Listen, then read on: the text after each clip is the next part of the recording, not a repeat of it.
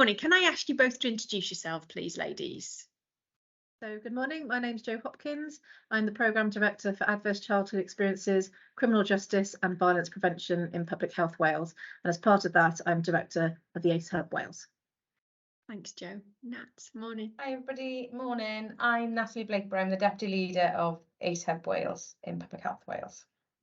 Great, thank you. And you both can't be with us today, unfortunately. So by the wonders of technology, we've pre-recorded this. We've got a set of questions that we want to explain and frame the context of how you operate in Wales and how our partnerships worked as well. So in order to do that, I've got a question. I'm going to come to you first, Jo. Can you explain more about the role and the work of the National ACE Hub, please, Jo? Yes, of course. So the ACE Hub Wales was formerly named the ACE Support Hub, which some people might remember us by, but we've changed our name and relaunched last year.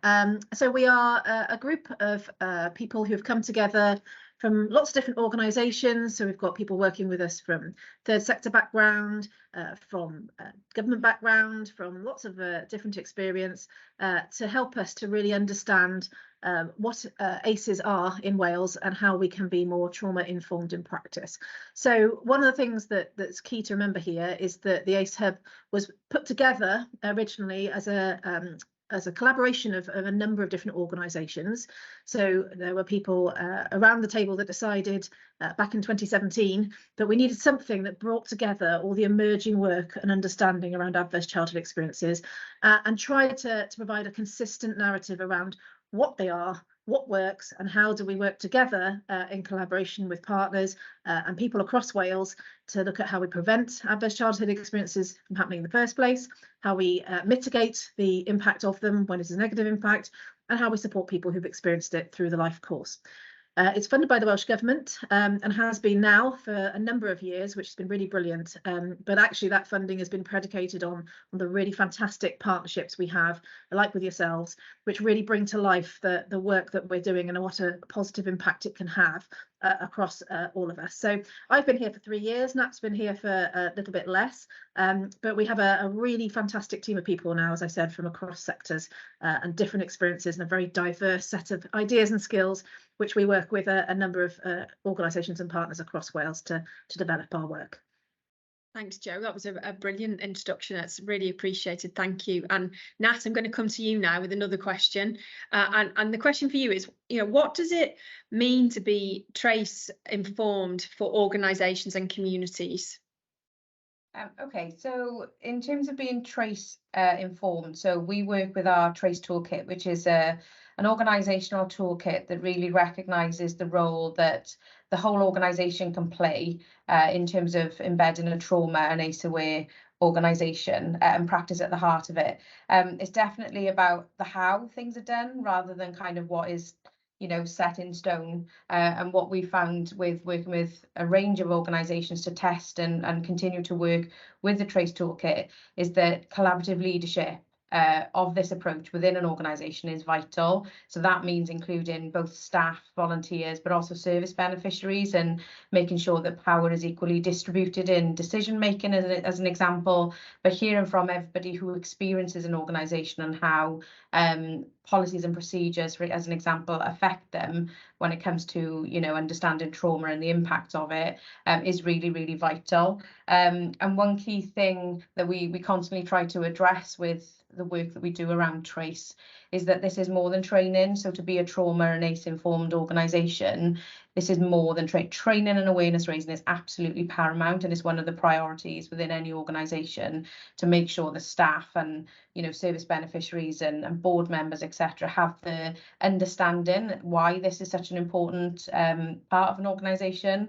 But actually it's the infrastructure and other things that work with training that make the most impact. So the ultimate goal of our TrACE toolkit is to achieve a culture shift, one that accepts that everybody can be impacted by trauma. It's all of our business to embed compassion and kindness in every interaction we have with other humans, and that then is where we really start to take that out beyond the walls of an organisation into communities. If we take what we learn from our workforce development training as an example out into our communities, because we have multiple roles in our lives. You know, I personally am a mum, I go to a gym, I use a library, I'm a student, you know, and I'm a, you know, a team member of an organisation. So everything that I do, I make sure that I use that kind of kindness and compassion beyond my role in my organisation. So that's when we start to kind of really start to take care of people around us and recognise that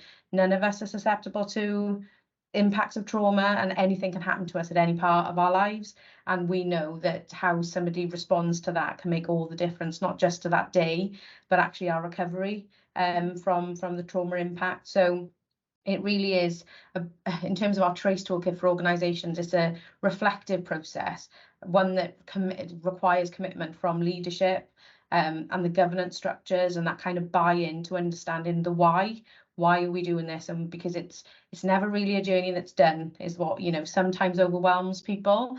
But actually, this isn't about a tick box exercise. It's about constantly reflecting on our practice and the changes that we've made, and ensuring that those who come into contact with us are feeling the impacts that we're intending, and if not, we be brave and we change them again. So that constant review cycle mean that it's not tick box and it's not something that's ever really fully achieved, which is uncomfortable, isn't it, for a lot of us. We kind of want a process to be start and finish, but to embed this truly, we've got to really address the kind of cultural aspects of this within any organisation. So I hope that answers your question, but I could talk more and more about it.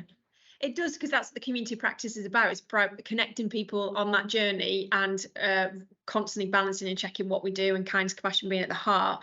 And that's the value of a community of practice coming together on a regional level as well as a national level to share that. So that's really helpful. Thank you, Nat. Jo, I'm going to come back to you if I may. The National ACES Hub is doing a lot of work with partners, as you've explained before, and you've developed the National Trauma Practice Framework for Wales, which I know is a real big job of work for you to do in your team. Can you summarise some of the key salient points and learning from that process and that framework, please? I'll give it a go, Nina. Sorry, that's a very big question, I realise, Jo. No, that's okay. So the first point to make is that the ACE Hub and Traumatic Stress Wales collaborated in a leadership capacity on this. So we were both asked by Welsh Government to take a leadership role in terms of developing a national approach to trauma practice. That doesn't mean to say that we've done this on our own. Absolutely not. We've just, myself and Professor John Bisson from Cardiff University led the development of a process really to get us from where we started in terms of understanding what was needed to a product that we launched in July last year, which was the framework itself. So I'll just take you through the kind of key aspects of that. Co-production was the word that we used right from the start, and I think part of the learning of this journey was, what does co-production actually mean? And Nat just mentioned about uncomfortable moments. One of the things that I reflected on, I do this quite frequently actually now, because it's really changed the way I think about things, is that I have a civil service background. I'm very kind of process driven. I like to say, right, where's my Gantt chart? Where's my project plan? Where's my risk register? Where's this? Where's that?